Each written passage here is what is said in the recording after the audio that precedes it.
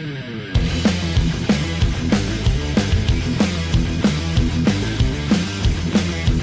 in, ladies and gentlemen, to episode number 35 of Let's Go Racing with David Starr. Tyler Jones here with you. So glad to have you with us. Coming up on today's show, we're going to be joined by former Daytona 500 champion Derrike Cope, as we'll get the chance to talk about his career and also what he's up to now with Starcom Racing coming up in just a little while from right now. But before we do that, as always, Let's Go Racing with David Starr is presented by Whataburger. Don't forget that every Whataburger is made fresh, served hot, and prepared just like you like it. Want jalapenos and cheese on that? No problem. They've got you covered. Whataburger, proud to serve it hot and fresh 24 hours a day. David, always good to hear from you, my friend. It's been a couple weeks since we last talked. You guys went ahead and let me take the week off last week. I certainly appreciate that, but good to hear from you again, my friend. Coming off a 22nd place finish last week. How you feeling?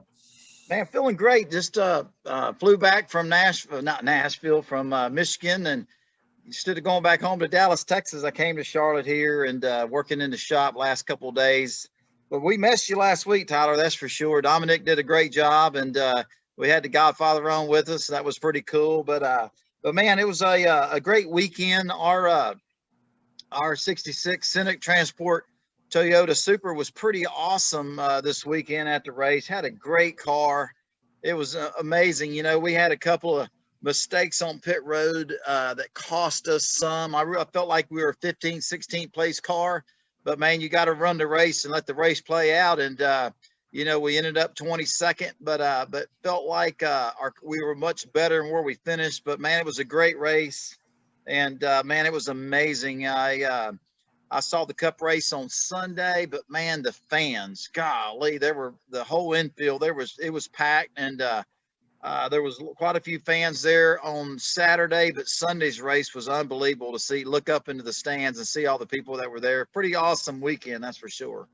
How about A.J. Allmendinger? He's on a bit of a run right now, isn't he? Big time, man. Big time. It's good to be A.J. right now. No joke. Dominic Aragon of the RacingExperts.com is here with us as well. Dom, how we feeling? And feeling great. I'll tell you what, Tyler. I was talking with David after the show last week, and I was like, it's like I got trusted with the keys to the Cadillac. Don't crash and burn. Make sure everything goes good. There were some big shoes to fill last week, filling in for you, but nonetheless, a lot of fun, and we're more than happy to have you back on the show with us this week. Hey, you guys did a great job without me, and as they say, the show goes on, and we're pleased to be joined by Derrike Cope this week. Dominic, go through the resume of Derrike Cope. Tell us about our next guest here. Well, a very impressive National Touring Series resume when it comes to our guest tonight. He's the 1990 Daytona 500 Series champion, a two-time winner in the NASCAR Cup Series, ran a race as recent as this year's Daytona 500, and a 1994 Loudon winner in the NASCAR Xfinity Series. He's currently in a managerial role with Starcom Racing in the NASCAR Cup Series, driven by the number 00 with Quinn Houff in the Cup Series. Derrike, we appreciate you joining us tonight on Let's Go Racing. Well, thanks for having me. I've been looking forward to it since David gave me the opportunity to come on. Oh yeah, a lot of fun tonight. We're gonna have some good conversation, good topics. David, I think you have a cool little opening question here. Man, well, Derrike, man, what an honor it is, dude. You man, before I even made it to NASCAR, I was a big Derrike Cope fan. You know, we were talking a little earlier, and man, that Pure Later number 10 car, I was there at the Daytona 500 in 1990 when you won that race. That was unbelievable. But as a kid growing up, you know, I was a Richard Petty fan, but man, it was always David Pearson and Richard Petty. And man, David Pearson was a 21 Pure Later Ford, a Mercury, and man, that guy was unbelievable. And then you know, years went by, you didn't really see a lot of racing. We didn't in Texas, but I didn't see the Pure Later car. And then later on, when I got a little bit older, you know, and ESPN was covering our sport and NASCAR was growing, and man, that number 10 Pure Later car was always on TV, you know, and I was a big Derrike Cope fan. But I snuck into the 1990 Daytona 500 into the garage. Wasn't supposed to be in there, and man, I saw everything. I saw Earnhardt leading, and man, I saw when he had a flat, and man, I have a scrapbook from 1990. I was at his car when he pulled into the garage and took so many pictures when he got out of his car. And man, I remember the celebration with you and your team, and unbelievable, man. But man, you put Purelator back on the map for a long time and did a heck of a job with it. But I wanted man, what an honor it is to have you on our podcast. You know, we let some fans know that you were going to join us on our podcast, and man, we had a lot of fans that were excited about that. But I wanted to ask you, you know, we know a lot about Derrike Cope, the NASCAR race car driver. You've been doing this for a long time, and I want to kind of get you to take us back to the start. You know what I mean? How did, you know, stock car racing, you know, how did that dream start? Where did you start? Was your family involved? And, you know, was this back at home in Washington? And tell us a little bit about how all this started, how how stock car racing became stock car racing for Derrike Cope. Well, you know, my father was a top fuel drag racer, touring Wow. professional, and originally from San Diego, California, moved to the Pacific Northwest. And my brother, you know, he was just getting ready to, you know, start working on stock cars, driving stock cars. My dad was building engines for the West Coast Grand National cars that were coming back to Daytona and running some races there. And I got hurt playing ball in college, and, you know, I started working with my brother, helping him, and I drove a car, and, you know, I just realized that's really what I really wanted to do. And I was, you know, afforded the opportunity. I mean, that I was able to, you know, to kind of start working on my own car and get ready to go. My dad and my uncles really taught us more about how to build the engines. You know, I'd been grinding camshafts since I was 14, and Wow. I'd worked in the shop, and I'd, you know, run the pieces of equipment, done all those things. But I got really thrown into doing the engines, and they were Fords at that time. They were the old Cleveland Australian block Clevelands with Boss heads on them. So I ended up starting to make my own Boss cylinder heads and working on them, and running the engine dynamometer, which was a Heenan Frood. So I just really started serving my apprenticeship.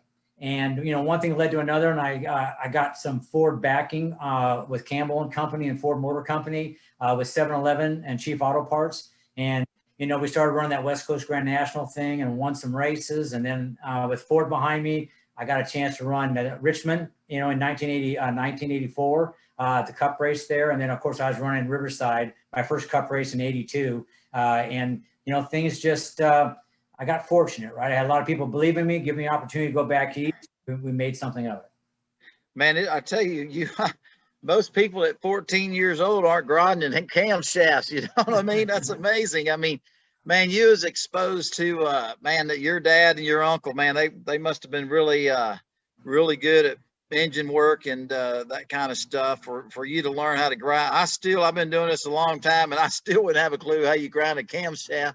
But man, that's pretty impressive. And man, I had no idea early on that you had big support from 7-Eleven and Ford and all the different people you spoke about. Man, that's amazing. We were the only Ford on the West Coast. A guy named George Jefferson out of Natchez, Washington. We were the only Ford, and I was buying one race used parts from Bill Elliott or from Ernie Elliott, and trying to parasite knowledge. I was doing all my own cylinder head porting and, you know, flow bench work and dynamometer. So I was learning as I was going along and just, you know, trying to parasite information.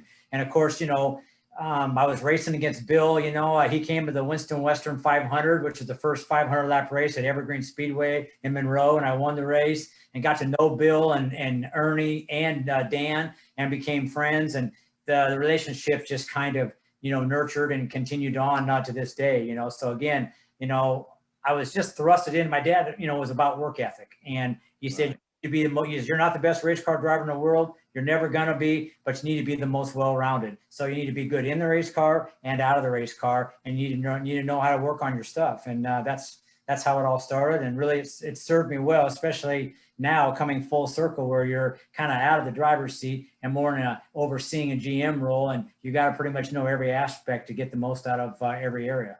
Yeah, that's amazing. You know, to just listen to you speak, man, when you're beating somebody like Bill Elliott and Ernie and Dan, the brother, I mean, that was a powerhouse back in those days. And I mean, for them to come to the West Coast and for you to beat them, man, I had no idea. That's amazing, you know. And listen to your talk about the early days and the kind of things you did and the engines you built and the cars you built. You know, I think what comes to mind is, you know, NASCAR in 2021, you know, I mean, most drivers, if they had to build an A-frame or build a transmission, or, most of them don't have that skill set that you had for all those years. And I really think the drivers, older generation and years past, the drivers that built their race cars, built their engines, built their rear ends, their ring and pinions, built their brake systems. I feel like they had a huge advantage because they understood their race car better. But man, it's amazing that you had all that experience doing that. Like you said, it's come full circle, because now, running a big operation like Starcom Racing, and I don't know how many employees you have, but one thing about it, they can't tell you that you don't know what you're talking about, because it sounds like Derrike Cope has done every aspect of anything that has to do with the race car. Well, again, it comes down from, I think what my father instilled in me, and that was that he wanted me to be so well-rounded and understand everything that I could. And I've had my own shock absorber companies, so I feel really well-versed in the shock absorbers, and I'm excited about this new shock absorber. It's a twin tube, 4-way adjustable, type shock. And so, I'm still very heavily involved in that, and in the pull down machine stuff. So, I like being involved. I like knowing what's going on. And, when you're driving, I think sometimes, you try to do too much, right? But at the same time, I think that if you know what you're feeling, you can kind of somewhat correlate between what changes you made. You can always draw from that and know that that's what I need. Maybe I don't know exactly what I need, but I know when we did this helped, right, and that's what I need. So I've always just kind of drawn from that, and I've been fortunate enough that it's worked well for me. Absolutely. Derrike, one of my favorite questions to ask our guests, especially if they've been behind the wheel, and I haven't had the chance to ask you this yet, and you touched on it a little bit already, but at what point, or maybe at what age, or what was that first moment you realized, hey, I can make a living driving stock cars? I never touched a race car till I was about 20, maybe 21.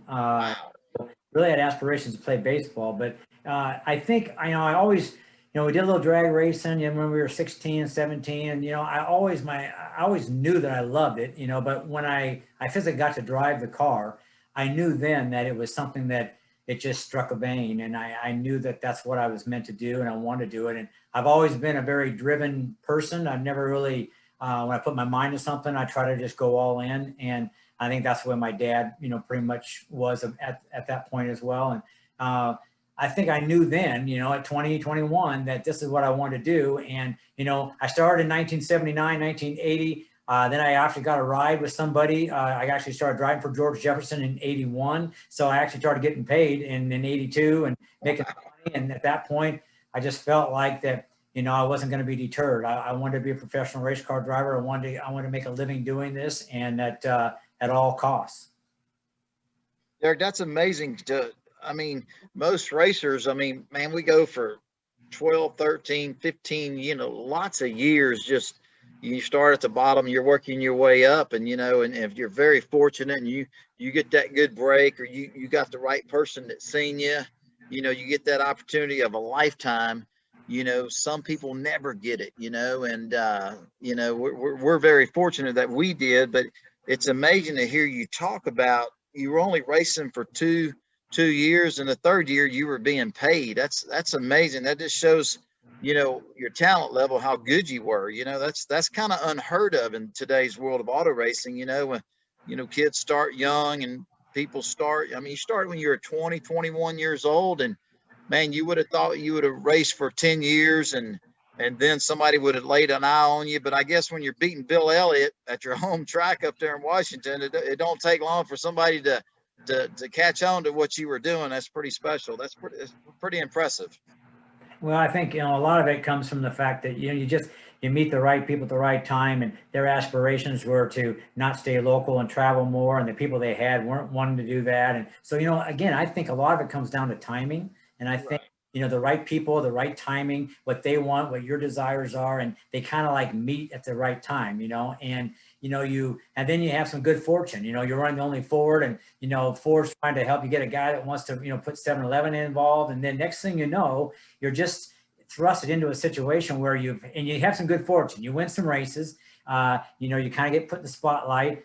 fortunately, my dad had a lot of vision and said, look, you need to learn how to speak, so I took speech classes and marketing courses, and I'm trying to pitch sponsorship, and, I'm doing things for RJ Reynolds, so at that point I was like the only guy out there doing a lot of the functions and activities and speaking engagements. And I think your notoriety, becomes, more extensive at that point. And it just, it broadens your horizons, and good things started to happen.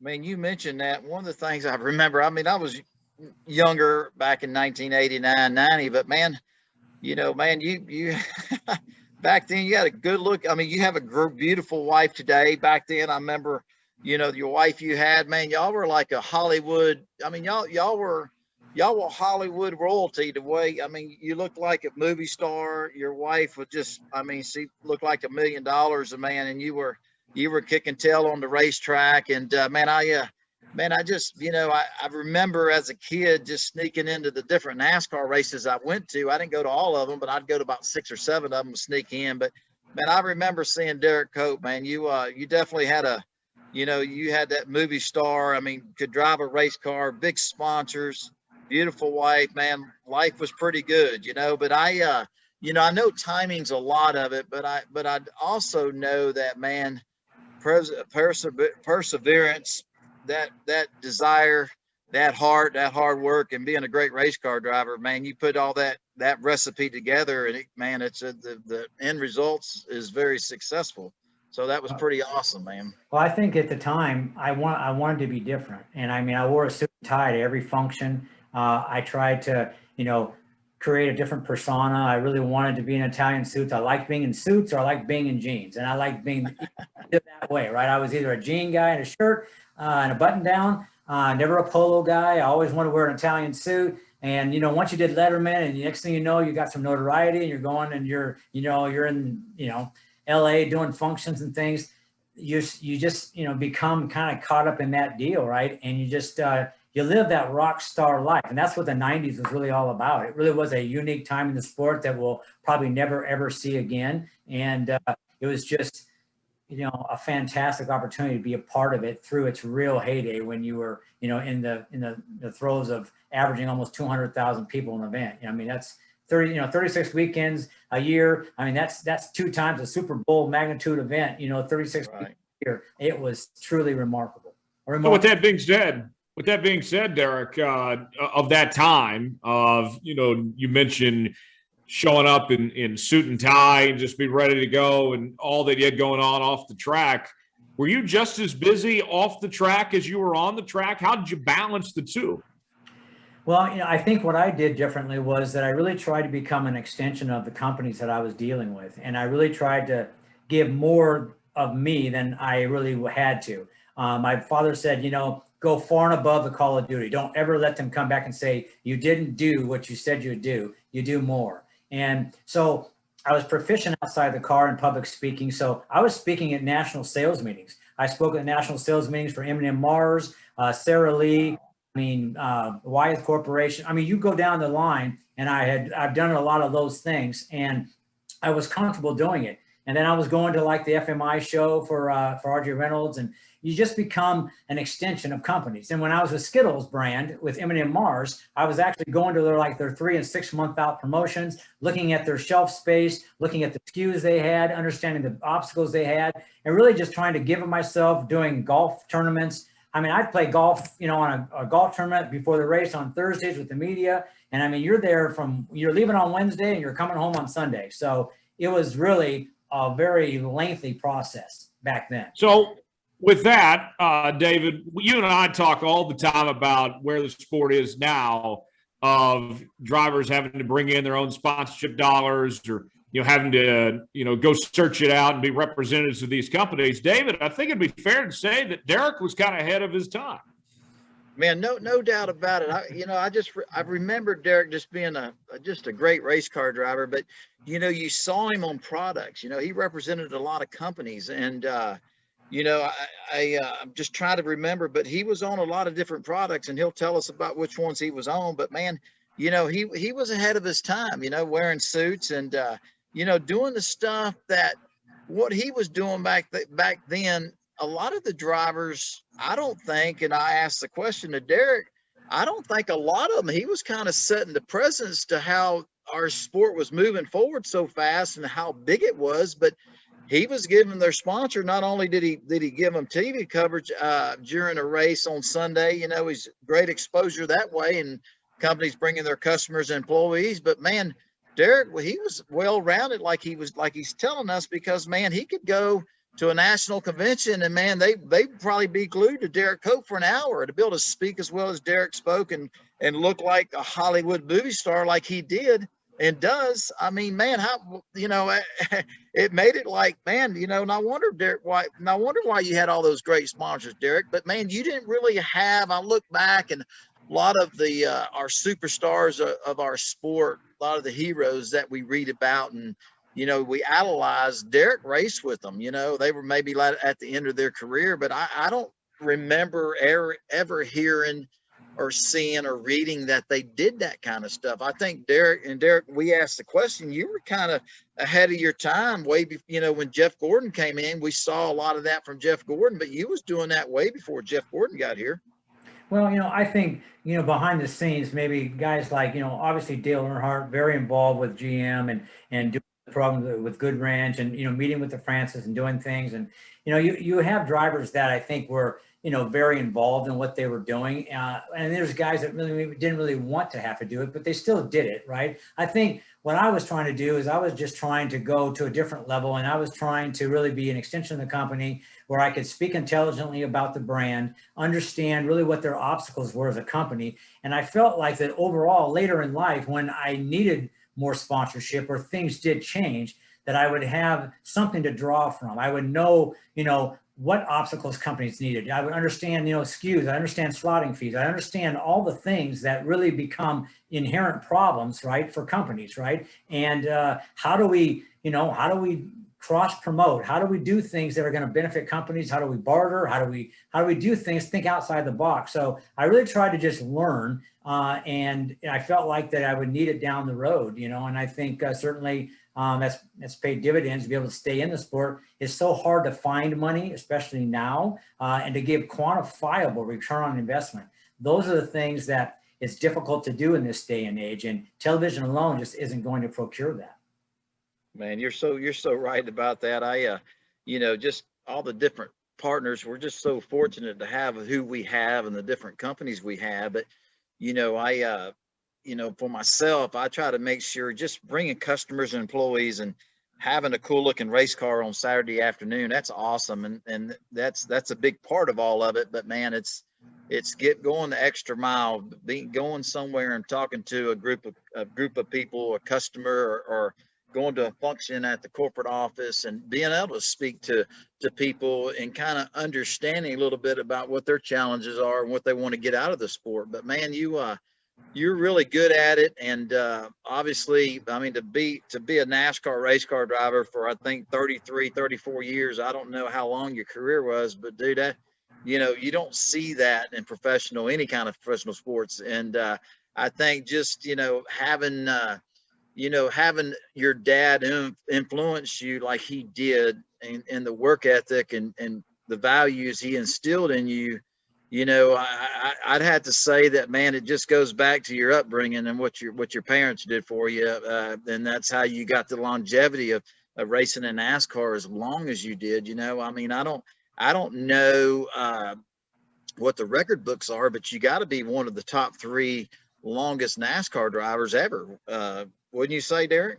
You know, I don't know. I've never really even paid that much attention to it. You know, I mean, I just love the sport, you know, and then people say, you know, why do you still do it? And, you know, I mean, you're getting older, and it's like, you know, but really, I've always just felt like, you know, I enjoy it, and I have one life to live, and I'm going to live it to the fullest degree of the word. Right. And I mean, I'm not going to worry about, you know, if somebody doesn't really like what I'm doing or not, because at the end of the day, when you can't do it anymore, you know, you still wished you could. So, Right.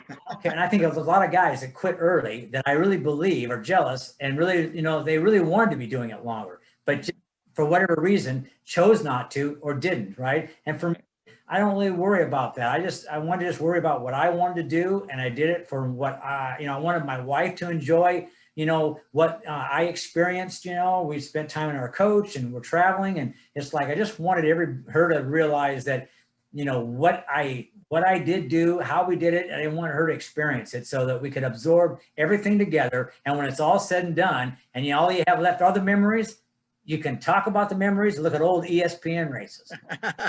Oh, yeah. That's what my wife did when she first got here. I mean, she would sit up with my kegerator that I wanted, the Busch, and she'd have her Mick Ultra in there, and she's watching old ESPN races and loving life. So, my wife loves it as much as I do. And, that's a true gift. And, we're still just enjoying ourselves every week. And thanks to Starcom, Mike and Matt Kohler, Bill Wolin, giving us this opportunity to continue our way to absorb the NASCAR, series in the manner in which we are. That's incredible. Yeah. That's so great. Episode 35 here of Let's Go Racing with David Starr. We're joined by 1990 Daytona 500 winner Derrike Cope. Derrike, let's go back to that day in 1990. Walk us through that last lap of that 1990 Daytona 500 victory. It's like it was yesterday. It makes such a major impression on you. You still you think back of all the things leading up to the race, and all the peril we'd kind of gone through and things that happened, and then Buddy Parrott just telling you and just trying to drum it into your thick little brain, that look, just be there at the end.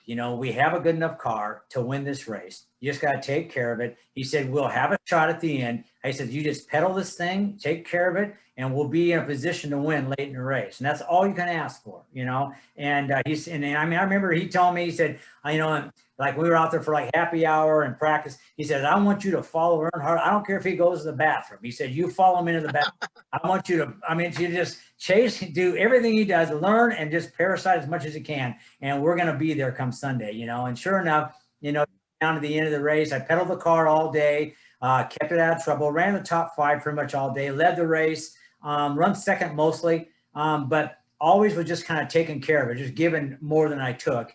And then at the end, we didn't take on tires that last stop.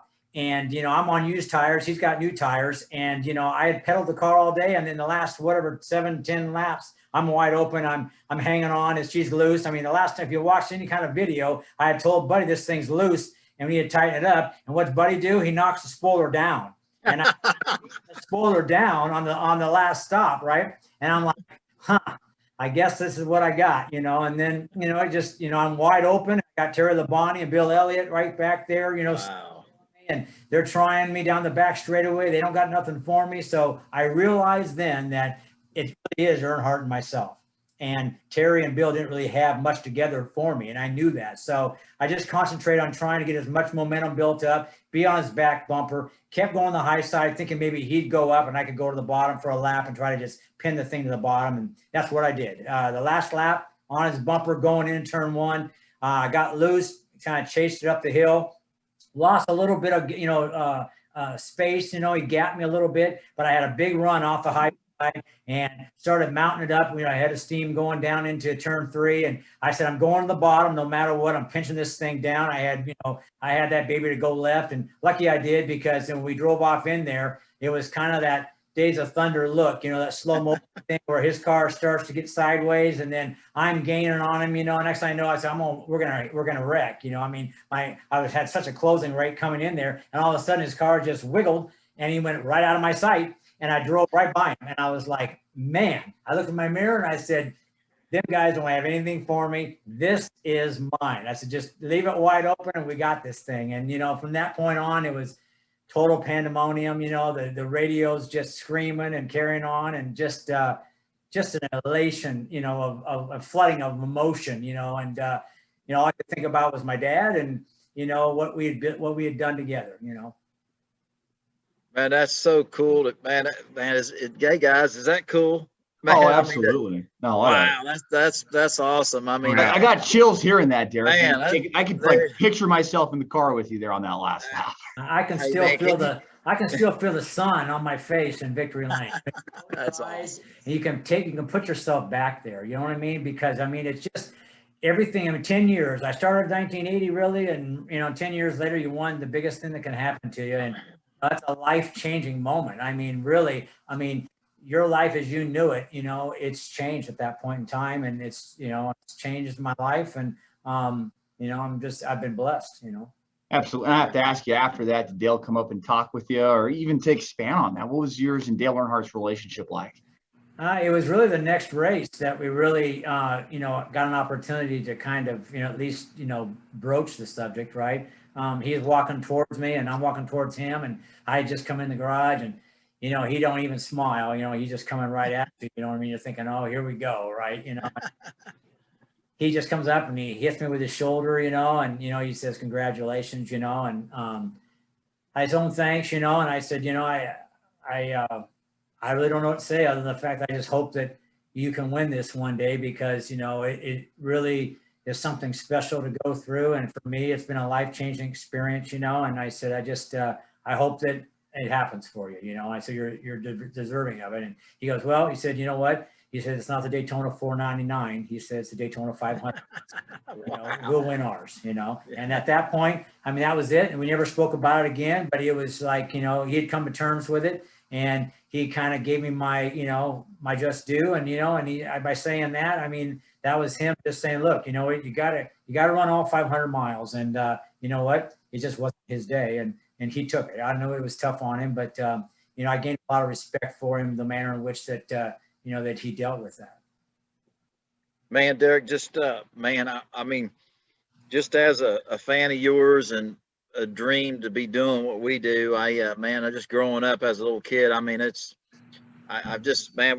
an honor to have you on our podcast, but man, to be a Daytona 500 winner, man, it don't get any bigger than that. And I can assure you, if I could, everything that myself and I'm sure all the other racers out there, if we get up everything we've ever done to be a Daytona 500 winner. There's only a select few in the world that can say that, and hearing you speak about it, and it's like winning the Indianapolis 500, the Daytona 500 in our sports, the Daytona 500, man. And if again, that's just, it don't get much better than that, dude. That's the biggest in our industry, So man, it's really cool to hear you speak about it. It's pretty awesome. Yeah, it really is a life altering moment in time. And I guess I am more really, relish it because there's something my dad and I really set out to do. And, everybody said you'll never amount to anything, and, I just, said, you know what, I'm going to win Daytona. I remember going there in '83 with my crew chief, Jackie Johnson. We'd won the late model sportsman championship. We went to Daytona. We got a chance to go there because it was what we got for winning the championship. And he was from Campobello, South Carolina, worked for Bud Moore, Ramos Scott, who just passed away. Yeah, I'm sad. And we sat there in the infield watch practice, and we went to the stands and watched Kale flip that car, setting the record, the Hardy's car. Yeah, listen to Waddell talk about, he comes in our shop and we talk about it all the time. That's where it started. And I said, Jackie, we have to come back here. And I said, I am going to win this Daytona 500. And every time I drive through that tunnel, I think of Jackie, that time we were there in '83 and what we accomplished and what my father and I set out to do. And we weren't going to be deterred. And it's a lot of great fond memories of all the work and effort it took, by all of us, all the people that helped me, George Jefferson, Dave Fuge, everybody that's put something in, Lloyd McClary doing engine, everybody. And it's just been a culmination of everybody believing in a common goal and helping get there. Yeah, that's man. incredible, David. Derrike, and your Daytona 500 win was one of the biggest upsets that we've seen in Daytona 500 history. The others that come to mind more recently, of course, you had Michael McDowell this year, Trevor Baynes several years ago. How would you compare your Daytona 500 to maybe some of those others, and how happy were you for those guys to pull off something that was similar to what you did?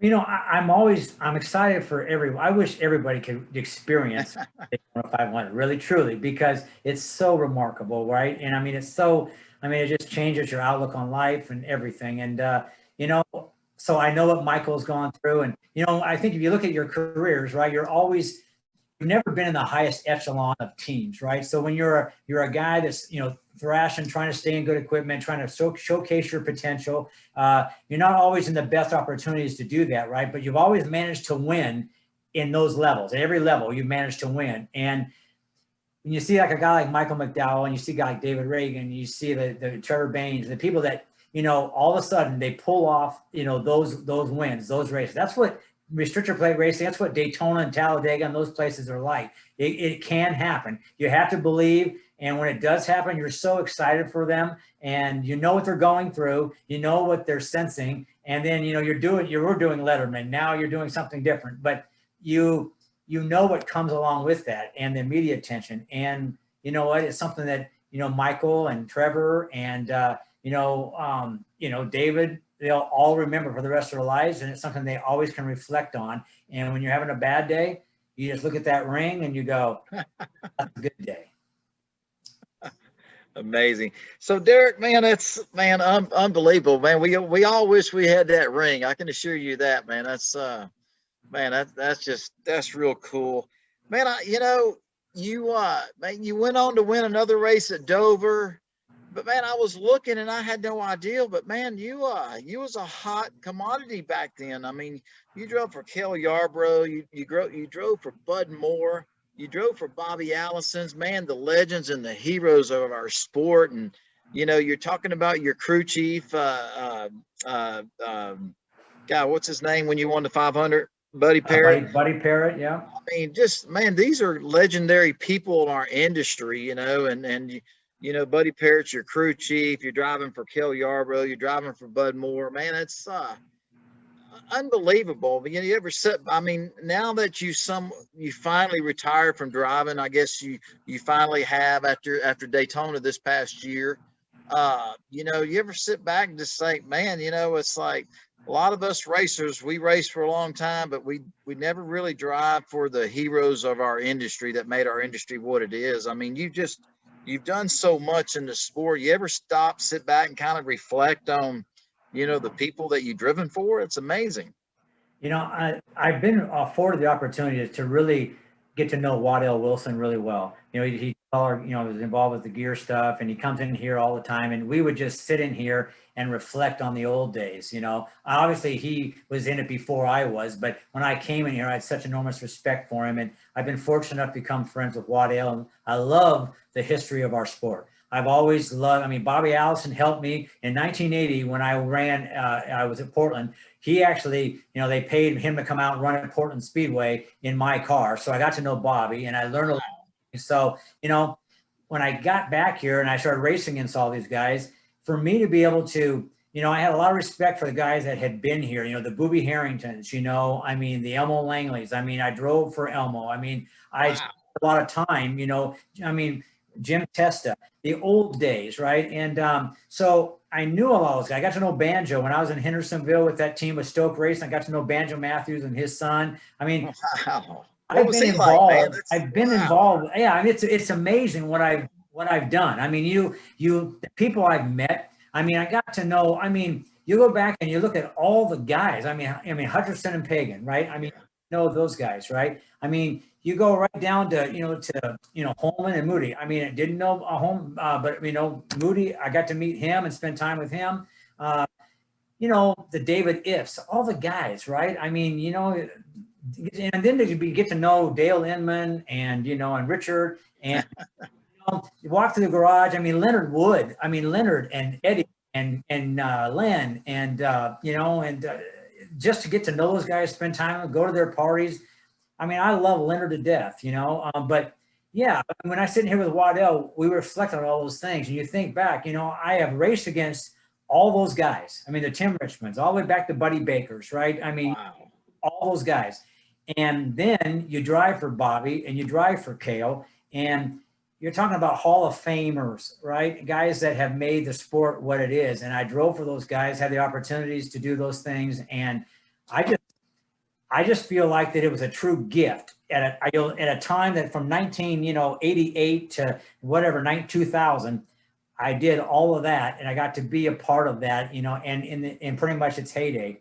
And man, that's a true career. I mean, that is something that a life well lived. And yeah, I reflect on it a lot. I mean, I relish those men. I relish those people and the relationships and all the crew chiefs I had, from the Jimmy Finnigs, the Buddy Parritts, the Hewitts, the Bob Johnsons. I mean, you go right down the lines, and some guys that really, did a lot in the sport. And, I've been fortunate. I mean, extremely fortunate. Unbelievable. Absolutely, Derrike. And you Wow. said, I mean, I think you'd even said it in an interview earlier this year when you were getting one last chance to run the Daytona 500 this year with Rick Ware Racing.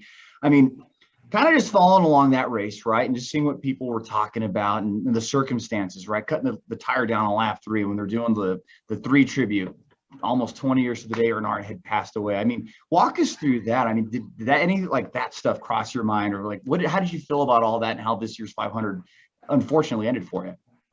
Well, it was leading up to be a lot of fun. I mean, we built the car ourselves here, so I got to do it all myself. I got our people. We built the car from a new car, complete. We did everything that I wanted to do. I sat in the car the way I wanted to sit, and I fitted everything we did. I felt really good about going down there with, and Rick afforded us a great opportunity to go down there. I had a good crew chief, I had Pat Tryson, and I knew a lot of guys on the team, so I was comfortable, going there. And I hadn't been in a car that, for a period of time, right? But I got the car driving. No, I didn't run very good in the 125, but I got the car really good for the 500. And I felt really like it was going to be a good situation. But at the same time, my wife was going through a problem with her mother, who was deathly ill. And we were struggling in the motor coach, calling and trying to, whether she was going to fly out and go do that. And ultimately, we have the problem in the race, and, it pretty much ends our deal there. And then her mother passes away just later during the rain delay. And so it was a flooding of different emotions, you know what I mean? So I didn't even dwell on what happened. I didn't dwell on my last race, that being it, and what happened. I really was more with my wife and what had just happened there. And you know what? It was the racing in that race was just an afterthought, you know what I mean? So Right. Really, it was just one of those ironic things that happen, right? So it just goes on, and you know what? It's over. I put it behind you, and it was fun. I got the opportunity, and that late in life to go down there and have that kind of a quality car, I felt really like we took right off, and I felt like the car had speed in it, and I didn't have any radio contact. That was the problem I had. Something happened to the radio, and then I blew the tire, and next thing you know, it's just unfortunate set of circumstances, right? But hey, not a lot of people get that opportunity, and I felt blessed to just have it. And that was all from Starcom Fiber. That was all Mike and Matt Kohler and Bill Wallerman wanting to give me that final opportunity. I think for me, doing what I've done to get the team up and going and sacrificing and letting other guys drive the cars when I really could have had the opportunity to do that. We let Kyle Weatherman and the other people drive the car and try to make the race team better. And, and that was like what they gave me in return. And you know what? It's been, a gift. The whole thing has. Sure. And based on how that race ended, did they come and talk and say, hey, we'll give you another shot in 22? Well, they actually started to talk about it. And then it's like, you know what? We kind of got off on different tangents. We had to go race and ride again, so it's like, and I think it was a letdown for them as well as me, because, they couldn't be there. They wanted to be there. And it was like everything was just kind of like just taken away and it just wasn't there. And it's like, you know what? I don't think we really just didn't really have it in us to really discuss it. You know what I mean? We just kind of all put it behind us and focused on Quinn and, what we needed to do for him and moving Starcom forward. And really that's kind of the way we looked at it going in. And that's kind of the way we looked at it coming out of there, right? We had business to take care of, and that's just something that happened, and it was over. There you have it. All right, we'll get to our news and notes segment in just a moment, but just a reminder that the folks at Whataburger cook up 100% pure beef burgers 24 hours a day. You can get your burger fix anytime, day or night at Whataburger. Proud to serve it hot and fresh 24 hours a day. Dominic, let's go ahead and get right after it. First off, looking back at this past weekend at Michigan, 15 playoff spots locked up now. Ryan Blaney probably didn't have the best car Sunday, but he found his way into victory lane. He found his way into victory lane. He led all but 8 laps, right? Just 8 laps of the race, but led the most important one. Ryan Blaney picked up his 6th career NASCAR Cup Series victory. And guys, his first multi-victory season. That's kind of weird to say that. You'd think Blaney's been up front a lot the last few years, but he finally got his first multi-win season in the Cup Series. He is now alone on 73rd all-time on the Cup Series wins list, breaking a tie with competitor Alex Bowman, among others. David, we'll start with you. What did you make of what Blaney pulled off in what was a hectic Michigan race? It was pretty exciting from start to finish. Man, it was unbelievable. You know, it seemed like the package that the Cup cars are running at Daytona and Talladega and, you know, they had at Michigan was just, it created great racing, you know, and I don't think if you had a drafting partner, you know, you had to really be smart about trying to pass somebody because you could go side by side with them. Next thing you know, you get you know, they'd line up and hell, you'd lose 10 spots, you know. But one thing that rings out to me about the race Sunday was just how dominant the Chevrolet cars were and Hendrick Motorsports. You looked at the Kyle Larson and the 48 car, the 24 car, Austin Dillon. You know, the Chevys were really strong, and I felt for Austin Dillon, by the way. Yeah. That was the only thing I didn't like about Sunday's race. Absolutely. He had a really strong car. I watched him from the start. And, you know, unfortunately, I had to catch a flight, and I had to leave with about 30 laps to go. But, man, when I had just left, the Chevys were dominant. You know, they were lined up in the front. At one point, I think there were 3 Hendrick cars, and then there were 2 Gibbs cars, you know, 4th and 5th. And I was noticing that it was a Hendrick Gibbs show, you know. So listening on the radio in the rent car on the way to the airport, you know, I was really, you know, I think a lot of people were surprised how strong Blaney was there at the end of the race. You know, I would have never thought that a Ford would have ended up in victory lane, you know, because I didn't see that during the race, you know. But you know, Derrike Cope can tell you it's you got to run 500, 400 miles, whatever it was, and you know, it's a race, you know, and what happens halfway through the race or 3/4 through the race doesn't matter, you know, it just matters. But you know, Ryan Blaney did a heck of a job. You know, like I think I heard one of you guys say he led the last 8 or 7 laps, and you know, they I mean, it's hard to lead those races when you got those Chevrolets lined up behind you working together, and man, he you know, he did his job well. You got to block. You got to block their, you know, they're pushing and they're trying to get a run, and you got to kind of kill that. So, man, Ryan Blaney did a heck of a job. And I want to go back and tell Derrike Cope one thing now after I heard him speak. When Derrike was running the Daytona 500, I wanted him to know, man, I was excited to have a guy like Derrike Cope get back in a Cup car and have the opportunity to almost, you know, to try to win. You know what I mean? And when he crashed out on lap 3, I mean, I know he was disappointed, and his guys were disappointed, but there was a lot of people that were disappointed that he crashed out, because I wanted to see him run the race, because he could have easily won the Daytona 500 again.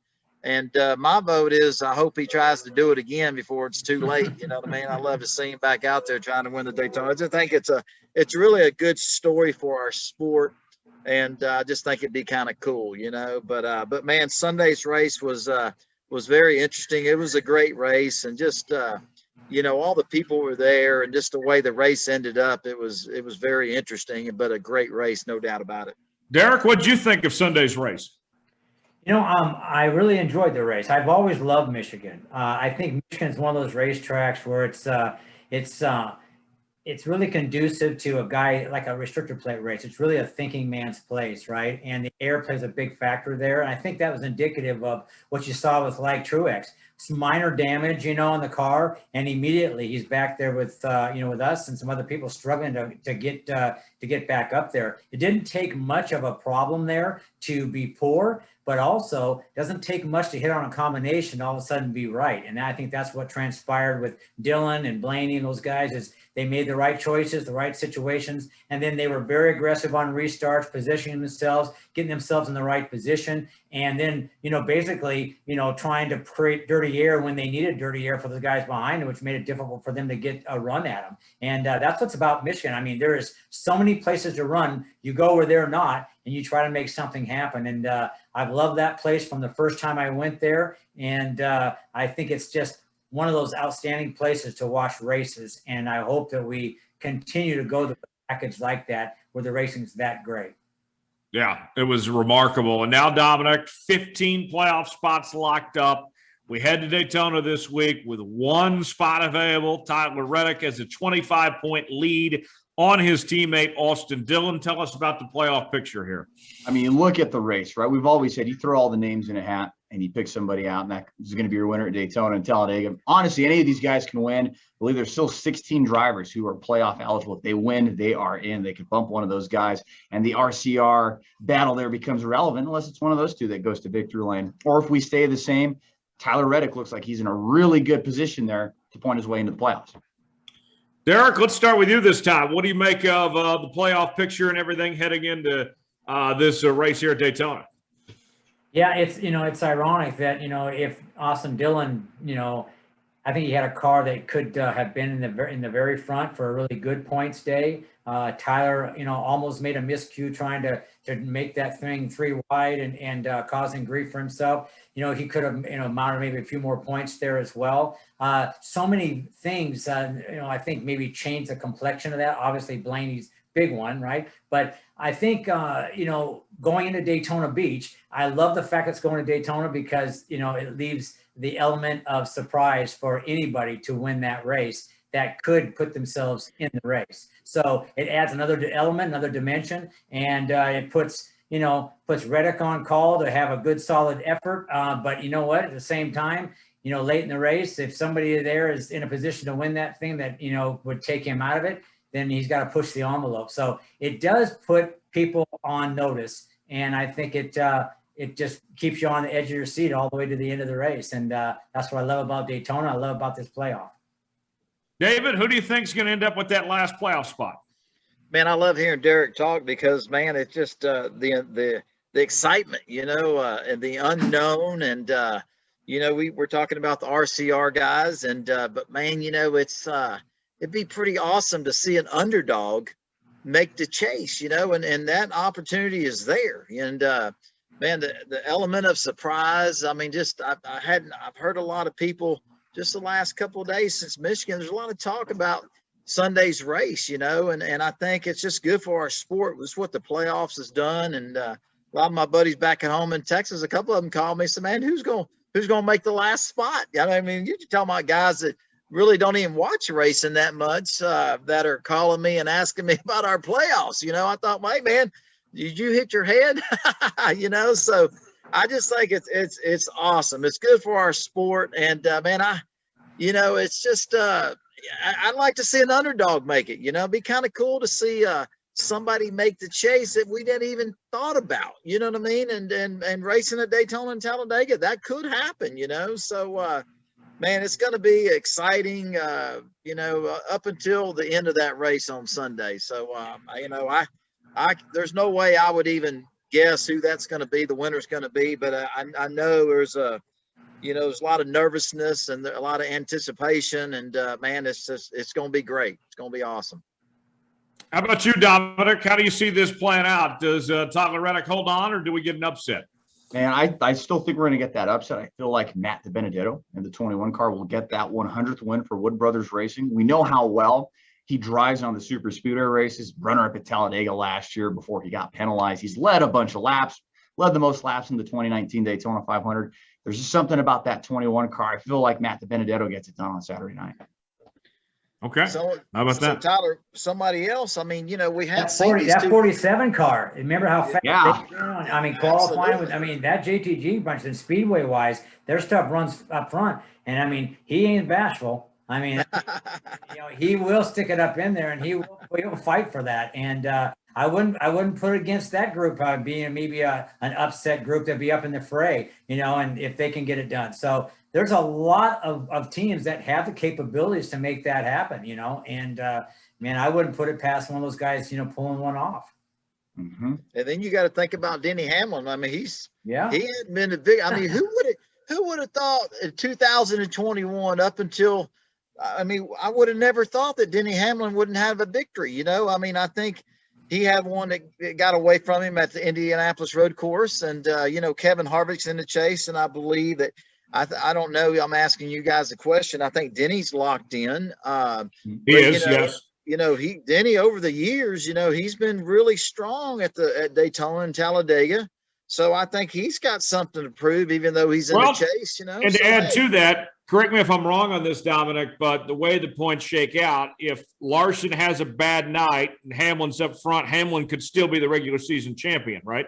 Absolutely, because the most points you can make up in a race is 59 points, and Hamlin is well within that range. I mean, just to have a good couple of stages, Larson doesn't even finish with some stage points. You're talking a really heated battle here for the regular season championship.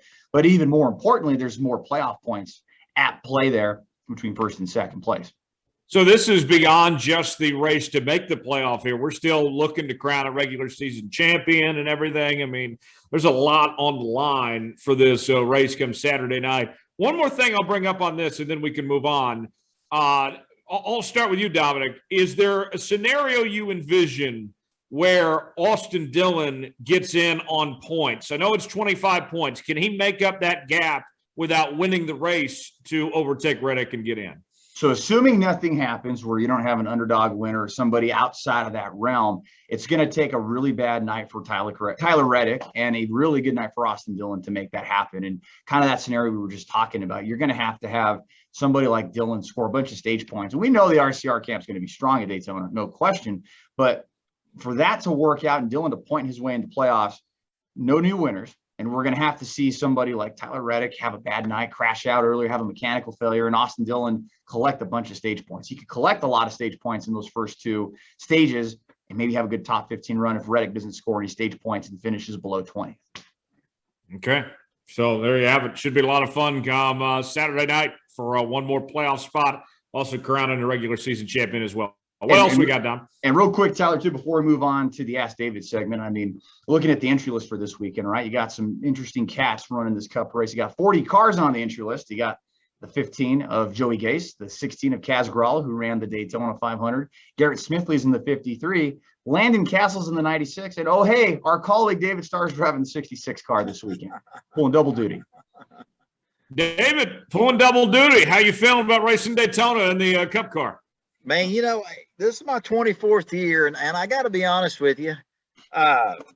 Just listening to Derrike recap that last lap at Daytona and being a Daytona 500 champion, ever since I was 3-4 years old, it's all about Daytona for me. You know what I mean? It's like, man, I want to run the Daytona 500. I don't want to win the Daytona. It's just kind of like listening to Derrike and his dad and when he was at Daytona back in '83. I mean, everything to me has always been about winning the Daytona 500. And I've been so blessed in my career and just way more than I deserve, but I've never driven a Cup car at Daytona ever,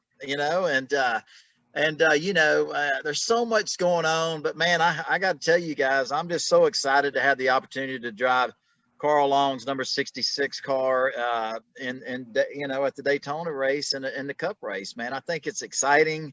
I've been working on my Daytona seat and the inside of my car today. And I don't know. It's just, it's special. It's got a lot of meaning to it for me, just everything for me and what I've been through and being a kid, to finally get a chance to race in a Cup race at Daytona, man, I can't tell you what it means to me. It's pretty awesome, and you listen to Derrike talk earlier about winning the Daytona 500, he gets it, Derrike understands it, but, I'm just, I'm so honored and so excited, to be honest with you. So for me, I just want to be able to hang in the lead draft, finish the race, not getting anybody's way, and just have a great race, and just see it all play out in front of me, and if we can just hang in there and do my job and choose the right lanes and just everything works out, maybe we'll have a great finish. I just don't want to get in the way. There's a lot at stake there, but I'm just glad to be out there racing. That's for sure. But I'm excited for you. I'm excited for you. Thanks, I'm Derrike. looking forward to watching the race and keep an eye on you. I want good things for you. And it's great to just be in there at Daytona, and that's one thing. And I want you to have a good effort. You got good cars. They run good there, and I'm looking forward to watching you. I hope it goes well. Well, Derrike, any pointers for David? What should he do? I don't have to give him any pointers. He knows what he's doing. He knows exactly what he's doing. He'll go out there, he'll make good decisions, and he just goes in with no preconceived ideas. Like, he's got the best mentality. Go in there with no preconceived ideas, see it as it unfolds, and do as you always do, and you'll make the right choices. That's what it's about. Well, I appreciate that, Derrike. Thank you, man. I'm excited about the Xfinity race on, our Xfinity race, and then, man, get to race again. That's awesome. Usually it's cool just to be able to race in NASCAR, the Xfinity race, but to back it up on the same weekend and jump in a cup car at Daytona, man, that's just, I pinch myself still, because that's cool stuff, And I think real quick, it's worth mentioning too for our listeners. I mean, we always know the Daytona 500 entry list, there's more than 40 entrants. David, you're locked into the race. You don't have to worry about qualifying. Yeah, that's amazing. You know what I mean? Because Derrike can tell you, and over the years, I always pay attention to qualifying, and Derrike can tell you how stressful that is, and what it means. I mean, a lot of the people that are fans that are listening to our podcasts, I mean, that's one of the Cinderella stories about Daytona, and the heartfelt stories, and man, it's got a lot of meaning to it, to race in the Daytona 500. I mean, in that Daytona period, and to only be 40 cars and be locked in is pretty awesome, because every year, Carl Long, Timmy Hill, they're trying to make the race, and if they make it, man, they just, they're in tears, man. It's got that much meaning to it, so for us to be able to go down there and be locked into the race, I mean, that's really unbelievable, really. You know what I mean? Because it's so hard to make a race at Daytona, and when you have your usually qualifying, it's not an easy task, so you get to enjoy it. You get to enjoy it. Absolutely. You go down there with a different mindset. You get to go out there and you get to concentrate on the race itself, and it's a lot more. I mean, it's refreshing, to go down and do that. I mean, back a long time ago, I mean, you had to make the top 14 in the qualifying races to be guaranteed in. Indy. I remember going to Indy. There was 80 cars show up to qualify for the first 80 Indy race. I mean, wow. That's what I mean. The difference in the way things were, right? But to have the opportunity, that's what the charter system does for it. It gives an opportunity for drivers to go, know they're in the race, and you get to go do your job. And it really is a different mindset. And I'm delighted that you have the opportunity, and you get to go on there and focus on doing the best that you can, and getting the most out of your effort. And there's a lot of self-gratification in that, and you'll come away with a great experience. I'm looking forward to seeing it. Absolutely. I appreciate that, Derrike. Well, David, I'll be rooting for you. You'll be my favorite driver, sir. Well, I appreciate that, buddy. Same here, Dave. Yeah, exactly. Well, I'm just excited for the fans. I love to race, and man, I like to compete, and but man, there's a lot at stake. It'd be kind of interesting to, after the race is over with, to see how it all plays out, and who makes the chase and who makes the victory lane. You know what I mean? So it's just going to be any time you race at Daytona, I don't care if it's, what year it is, or just, man, Daytona is special. You know what I mean? And it is. to go there and race anything is pretty awesome. You just take it in for yourself. Absolutely. Forget about the chase, forget about what's going on with all that. You absorb everything there is, because you know what? I've been experiencing it myself. It's like, absorb everything there is to absorb, and relish every moment. Look at the stands and appreciate, right? Because I mean, it really is a true gift to go to Daytona and get to race there. Not a lot of people do. Absolutely. Just be thinking about pretending Dominic and I were in the passenger seat, in the race. There you go. Before we get out of here, we'll get to our Ask David segment. But real quick, I want to tell you about what Whataburger's got going on for breakfast. I mean, have you seen the honey butter chicken biscuit? That thing's so good. I mean, make your tongue slap your brains out, folks. Stop by Whataburger for a hot, hearty breakfast any morning or late at night. They're serving up breakfast from 11 p.m. to 11 a.m. That's a 12-hour stretch, folks. Proud to serve it hot and fresh, 24 hours a day. Whataburger. He's teasing me, man, because I'm in North Carolina here, and there's no Whataburgers, dude. So I know. I get to go to Texas, though. I'll be at the one in Texas. There you go. Damn straight. You better believe it. All right. First question. This is from Matthew on Facebook. This is for Derrike. Derrike, what is your best Buddy Parrott story? My best Buddy Parrott story. Yeah. Oh, Lord. Buddy. It's hard to come up with, something that you can really talk about. He's a character, you know what I mean? I know, honestly, I think that was the thing that I think that I remember the most really, was Buddy, just talking to me at Daytona about following Earnhardt. I mean, in everything we did, he was so adamant. I mean, he's very animated guy, and he's sitting there, and I can remember him just staring me in the face and just keeps going, won't shut up, He says, and in practice, I want you on him, like stink on, what? And he says, don't let him out of your sight. And make sure you watch everything he does. And like I said, when he told me, he said, when he gets out of the car, when he comes in, you come in pit road, come in the garage. If he comes in the garage, you come in the garage. If he gets out of his car, goes to the bathroom, go pee, you go follow him in there and you go.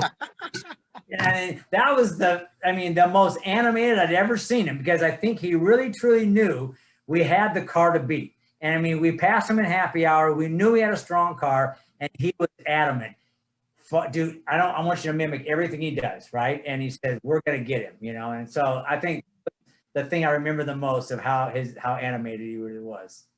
So Derrike, was Earnhardt, did Earnhardt know that it's like, man, I got a shadow the last 3 or 4 days? He must have, because if Buddy would have kicked my butt if I hadn't done all those things. But every time he went out, we went out. When he was coming in, we came in.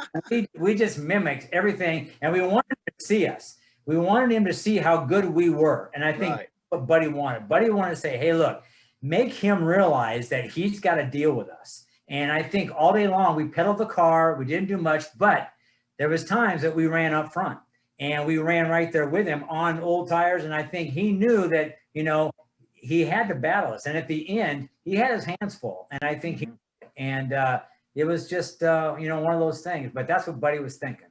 That's pretty awesome. That is. Another question for both of you guys. This one comes from Jacob. Jacob wants to know, what is the fastest you've ever driven a race car miles per hour wise, Derrike? I think 206 at Talladega is about as fast as That's pretty fast, Derrike. Yeah. It's not pretty fast. It definitely, when you're back, that's back when I first had never driven a super speedway. The biggest place I'd been on was Monroe Evergreen Speedway, which is 3/4. Wow. And then I go to Talladega, you know what I mean? And you're like, and no restrictor plates, and that was something back then. You drove those things on the bottom and went to the top, and used up all the racetracks. So yeah, it was a lot. It's one thing to go 195, 197 in the draft or whatever, right? But you go to Daytona or Talladega and you go 202 and you go 204, 206, business picks up. that business picks up. How about you, David? Well, I want to comment on Derrike, because listening to him talk about, 206, one of the things I love the history of our sport. Every time we go to Talladega, I go over there to the museum there. They got a really cool museum there at Talladega. And I remember I see it all the time. It's like they had, I don't know what year it was, but they got the starting lineup for the Talladega 500 or whatever it is. And I don't remember what year it was, but from first to 43rd, everybody was over 200 miles an hour. And I thought that was amazing. You know what I mean? That's unbelievable. And for me, I think back in my truck days, we lined up. There was about 4 of us, and NASCAR, they were watching us. And I think we went over, they hit 201, and they came back to us and they changed the rules. We were we're inducting air with three, it was a 3-inch, hose that was connected to the front of the truck that connect to the front of the air cleaner. And man, our trucks were fast. And I think we hit 200, 201, but man, after we did that, NASCAR came around, they were mad.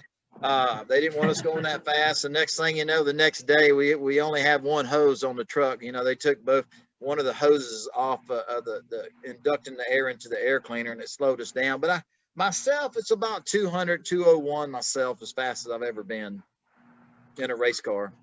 Okay. I can't say I've driven a race car, Dominic, but I have driven a Kia at about 110 miles an hour. Don't tell my mom that though. I won't say. I've driven a race car at the local track at about 50 miles an hour, a little 3rd-mile dirt track here in Grants, New Mexico. But I've driven a Ford F-150 on an undisclosed road at an undisclosed location at about 120 miles an hour. Yeah. So Tyler, you driven a Kia for what'd you say? Did you say a Prius or a Kia, Tyler? A Kia. It was a Kia Forte. I got up to about 110 on the highway. Yeah. That's awesome, dude. I would have asked you to pull over and let me out before you started doing that. Oh, you would have had a good time. I got to tell you, just as a media member, one of my favorite things from you guys, the drivers, is when we get to do the pace car rides with the driver, on a race day. Like I've done it with Eric Jones and done it with David Reagan and such. And to hear from you guys, your perspective, walking us through in the pace car, like Dominic's done this before too, going over 100 miles an hour. I know it's not the same as a stock car, but that to me is one of my favorite experiences when I do a race weekend, David. Well, now it's kind of cool to hear you speak about that because my Uncle Mike, we own the NASCAR racing school, Team Texas High Performance Driving School there at Texas Motor Speedway. And, when I have some sponsors come in town or I'm courting some new companies and they'll come and meet with me at the Speedway and I'll put them in our 15-passenger van and give them right around the racetrack. And, I'm just talking to them, but it's, for Derrike and myself, 110, 105, it's no big deal, you don't realize it, but those guys are sitting in the back and the G-forces of that van, we know it's fine. And, later on when you're eating lunch or you're sitting down visiting, you just gave them one hell of an experience and you didn't even realize it, because I'm just talking, I'm looking back at them. But man, I love it when, and Derrike probably has stories after stories. When you take the race fans or somebody that's not even a big fan of our sport, you put them in a passenger seat of a regular car, or put them in a van and give them a ride around any NASCAR track, the different perspective and to hear them tell that story later on, it's pretty cool for somebody that's not a race car driver and somebody that's not really a fan. It hooks them like a big old shark, man. It brings them in, sucks them in, and they love it, What about you, Derrike? Have you ever done that? Well, we did it in Texas. Rick Ware did our promotion, and I went down there with my nieces, and we took people at your driving school down there.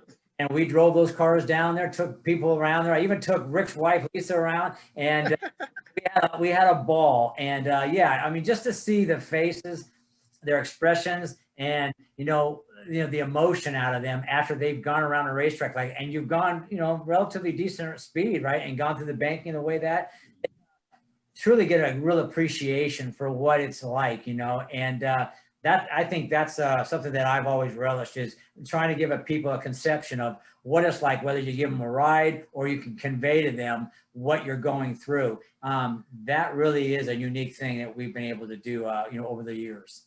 It really is. It gives them a different perspective, Yes. and just listening to you talk, Derrike, it brings up the point, every once in a while I hear, you guys, are you athletes or not? And man, I'm not always at our racing school when we're having schools for the public or we have corporate events because we're traveling and we're doing stuff for our sponsors. We're racing. But when I am there and people get out of the race cars, I said, man, how do you guys do that for 300 miles? How do you do it for 500 miles? I did it for 10 laps and I got so confused and I didn't even know what corner I was in. And they said, man, they get a different perspective, and man, they're sweating. They said, man, how can you do that for 4 hours at almost 200 miles an hour with everybody else? It's just, I love it, the perspective. And when they finally drive a race car, get a race car ride, they get it. They understand it. It's, it's not easy. It's a gift and, it's not easy. And you got to be one heck of an athlete to do it, because the elements we race in, the concentration level, and you're wrestling these 3,400-pound race cars. Sometimes, a lot of times, they're not handling that good, and you're wrestling them. It's not easy, And I love to hear people's perspective. It's pretty cool. Yeah, it is. Yeah. Yeah, certainly so. Guys, before we go, let's go around the room real quick. Derrike, we appreciate you joining us, man. What do you got going on just these next few days, and where can people follow you and see all that's going on with you and StarCom? Well, we're just preparing for Daytona. Obviously, our car is on the plate right now. Finishing touches will pull down tomorrow, and then it's ready to load. So right now, we're in really good shape for Daytona, and same thing for our Darlington car. And we're pretty much on tap for the next few weeks to be really prepared. And we're just trying to get ourselves. And we got the next gen car sitting out here. We got all the suspension on it, shocks, bumpers. We're getting ready to put an engine in it tomorrow, and we're gearing up for the test in October. So we got a lot going on, and everybody's excited about it. We're just keeping week on every week. We're doing something different. That's great. David, tell me about the next few days as you get ready for Daytona here. Man, just working in the shop. Our Xfinity car is ready. It's going to the chassis dyno tomorrow, and the Cup car, I think they're taking over to NASCAR Tech to make sure it gets through, the Hawkeye, make sure the body's all perfect on it. And, I'm just going to spend another day here working with the guys and making sure that everything that I control, the inside of the race car, my seats and my steering wheel, everything's where I need it to be. And then I'll be heading to Daytona tomorrow night, and man, just excited for the race weekend this weekend. It's going to be a lot of excitement, and so yeah, man, just enjoying myself working at the race shop. I mean, Derrike can tell you, just as a race car driver today, I spend so much of my time working on the sponsorship side. Before we even had to bring sponsors, we were just race car drivers. I could come to Charlotte, work in the shop for a week or two, and then go back home to Texas. But now our jobs is the sport has changed, and now we spend so much time taking care of our sponsors, doing sponsor commitments, meeting with companies, speaking engagements. I mean, it's just on and on and on. And so it's been kind of fun to be here at the shop working with my guys and seeing their hard work. And Derrike can tell you, man, it's all about our team. These guys that put these race cars together, the crew chiefs, all the guys that put their heart and soul in making these race cars run like they run, man. It's not an easy life. They spend a lot of time away from their families at the shop. And, man, to come here and spend some time with them, talk to them, take them to lunch, it's pretty cool stuff, man. That's great. Dominic, what's happening at the Racing Experts this week? And we'll just continue to cover the sport and the daily news. I got to shout out our Jonathan Field. As always, man, he's been stepping it up a lot with our coverage the last few weeks. So the two of us and the rest of our staff will continue to cover the sport and keep doing our freelance with ESPN Radio Albuquerque. And we'll just keep plugging at it, man. It's going to be a fun race weekend to cover. We're going to go into an editorial meeting on Friday and kind of determine what we're doing. That sounds great. Happy for you guys. Derrike, we appreciate you joining us, man. You're welcome back anytime. And best of luck to you and the StarCom team going forward. We'll certainly be rooting you guys on, and rooting on David this weekend as well at Daytona, pulling double duty in the Xfinity Series and the Cup Series. We will have to put the checkered flag out on this episode of Let's Go Racing with David Starr. As always, you can follow us on Twitter at Star Podcast, Facebook.com/David Starr Podcast, and by email, davidstarpodcast@gmail.com. And make sure to subscribe to the show on Apple, Spotify, Google Podcasts, also on YouTube. Make sure to hit the like button and leave us a 5-star review, or don't leave us one at all. And we'll see you right back here next week. For Derrike Cope, David Starr, Dominic Aragon, I'm Tyler Jones saying so long. This has been another edition of Let's Go Racing. We'll see you next week.